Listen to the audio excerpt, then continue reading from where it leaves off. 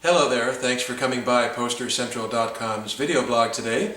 I'm Pete Howard, lifetime Beatles fan, first generation Beatles fan, and I'm going through the Beatles' various promotional posters from both the British and the American record labels. And this is a big one from 1965 on the American side of the pond for the album known as Beatles 6. Not the most spectacular album title in their canon, that's for sure, but nonetheless a fun, important release which had great music for what some people consider to be the Beatles' best year, 1965. Nice big paper promo poster. There's also a cardboard display that shows the album cover in full color, but I'll get to that another time. This is a paper poster, and it's, again, a full-size poster to go on, of course, the walls of record stores, needless to say. Now, the album was released in America on June 14th, 1965. Released in America only, of course. It's certainly not a British album, that's for sure. And thus you have, with that June 14th release date, you have the line at the top of the poster, which is just perfectly timed. The perfect gift for the June grad. Now, when it comes to promotional pieces, I'll tell you, as collectors just love it when you've got a really topical headline like that, a real timely thing that tie it into the time of the year. You really feel it's, it just takes away all the genericness and just makes it a nice specific promo piece, so that's really cool. Underneath that June grad thing, you have a somewhat redundant line, Beatles 6 is here, because right below that you have in much bigger color, color letters, Beatles 6. And then you've got the entire LP cover, I should say, in sepia tone.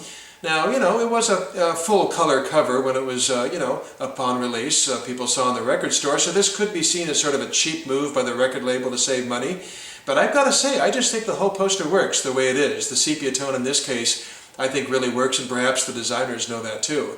And because it has so many other elements going for it, such as under the album title, you've got that great sentence from the album cover, the world's most popular foursome, John, Paul, George, and Ringo. Boy, you just really love that because, that's, by the way, the same order the names were given on Beatles 65 just a few months earlier.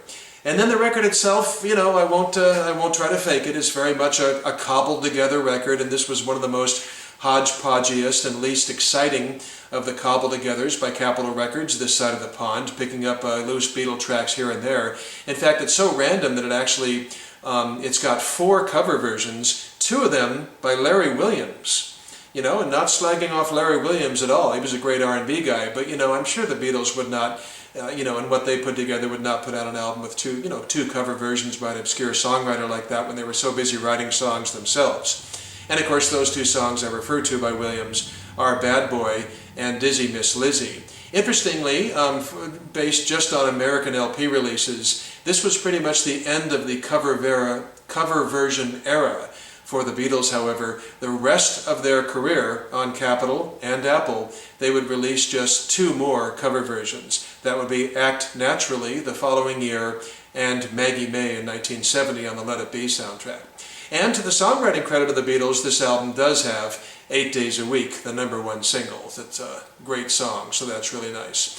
And then, like some promo posters of the day, you have along the bottom here, I'll come in for a closer shot, the 5 LP covers, 1, 2, 3, 4, 5, not counting the Beatles Story from late 1964. It's not really a Beatles album. And there you have sort of explaining why this one is Beatles 6. So I really like this. I think it's understated and it's not a great album, but I think it's really a cool poster, especially with that great gift for the June grad.